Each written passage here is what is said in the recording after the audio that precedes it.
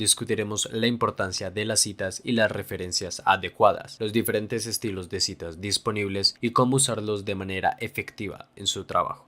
Evaluación de fuentes de información. Acciones para profesionales. Como profesional, es importante asegurarse de que las fuentes de información que utiliza para su trabajo sean confiables, precisas y relevantes. La primera acción a realizar es identificar la fuente, quién creó la información, qué organización o institución es responsable de ello, la fuente es confiable. Conocer la fuente de la información puede ayudarle a evaluar su credibilidad y confiabilidad. La segunda acción a realizar es evaluar las credenciales del autor. ¿Cuáles son las calificaciones y experiencias del autor en el tema? ¿Han publicado otros trabajos en el campo? Es más probable que un autor bien acreditado proporcione información confiable y precisa. La tercera acción a realizar es evaluar la precisión y el sesgo de la información. ¿La información proporciona evidencia para respaldar sus afirmaciones? ¿La información está equilibrada o presenta un sesgo o agenda particular? Tenga cuidado con las fuentes que son demasiado parciales o carecen de evidencia creíble para respaldar sus afirmaciones. La cuarta acción a realizar es verificar la información. ¿Puede la información ser corroborada por otras fuentes? ¿Es consistente con otras investigaciones o datos sobre el tema? Verificar 2 veces la información puede ayudar a garantizar su precisión y confiabilidad.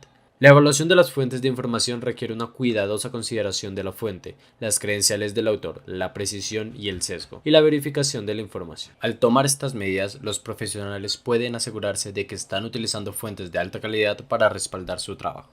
Citas textuales y parafraseadas. ¿Cómo usarlas correctamente? Al escribir un trabajo de investigación es importante usar citas de otras fuentes para respaldar tus argumentos, pero el uso incorrecto de las comillas puede conducir al plagio y a la mala conducta académica. Por ello te voy a explicar cómo usar citas textuales y parafraseadas correctamente teniendo en cuenta las normas APA en séptima edición. Primero que todo veamos una cita textual. Es aquella cita directa de la fuente, lo que significa que la copia palabra por palabra. Para usar una cita textual correctamente hay que seguir algunos pasos. El primer paso es introducir la cita. Proporciona el contexto para la cita resumiendo brevemente el punto que está planteando y por qué la cita es relevante para tu argumento.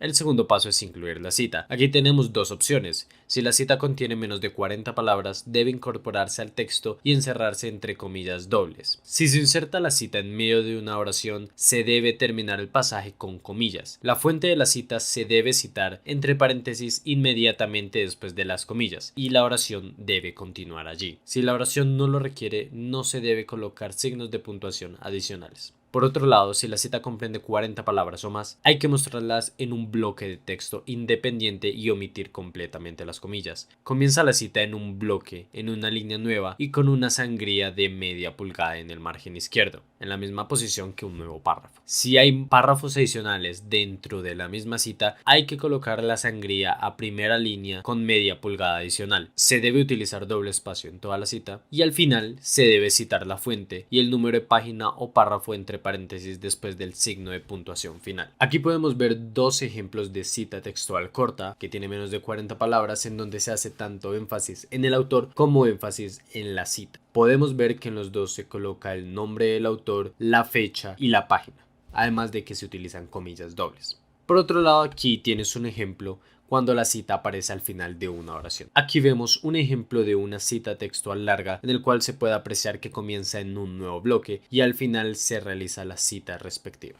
Si se quiere usar en otra forma, también se puede utilizar este formato en el que primero se da el año y los autores y al final se presenta la página. Ahora vamos a ver una cita parafraseada, que es cuando pones información de una fuente en tus propias palabras. Esto es muy útil cuando quieres usar información de una fuente, pero no en una cita directa. Para usar una cita parafraseada correctamente, también debes seguir algunos pasos. El primer paso es asegurarse de que comprende la información que está parafraseando. Esto significa leer y releer la fuente hasta que puedas explicar la información con tus propias palabras. El segundo paso es escribir la paráfrasis. Use sus propias palabras para reafirmar la información de la fuente, pero asegúrese de dar crédito a la fuente original. Siempre debes incluir el apellido del autor y el año de la publicación. Aunque es recomendado, no es obligatorio utilizar el número de la página. Si utilizas una paráfrasis larga, no es necesario repetir la cita siempre que en el contexto se dé a entender que hablas del mismo trabajo. Si una paráfrasis incorpora múltiples fuentes, debes repetir la cita para que la fuente sea clara.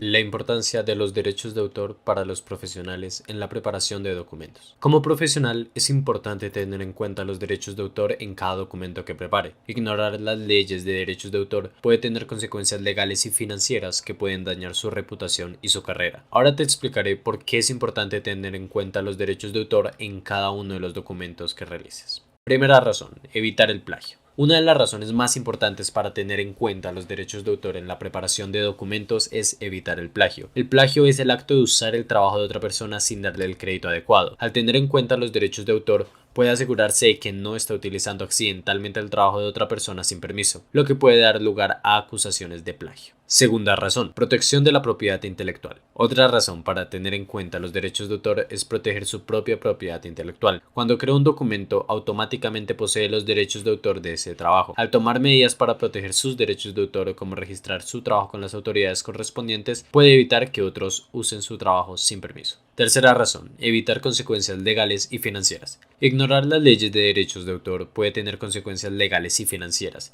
Si usa el trabajo de otra persona sin permiso, puede ser demandado por infracción de derechos de autor. Esto puede resultar en multas significativas y honorarios legales. Al tener en cuenta los derechos de autor en cada documento que prepara, puede evitar estas consecuencias y protegerse a sí mismo y a su empleador de daños legales y financieros. Cuarta razón, mantener el profesionalismo y los estándares éticos. Tener en cuenta los derechos de autor también es una cuestión de profesionalismo y normas éticas. Como profesional, es importante respetar los derechos de los demás y utilizar la información y los materiales de manera ética y legal. Al tener en cuenta los derechos de autor, demuestra su compromiso con la profesionalidad y el comportamiento ético. Tener en cuenta los derechos de autor en cada documento que prepare es fundamental para evitar el plagio, proteger la propiedad intelectual, evitar consecuencias legales y financieras y mantener la profesionalidad y los estándares éticos. Al seguir estos pasos puede protegerse a sí mismo, a su empleador y a su reputación como profesional. Muchas gracias por haber visto el video, espero que les haya gustado, que hayan aprendido y recuerden que citar es un trabajo de todos.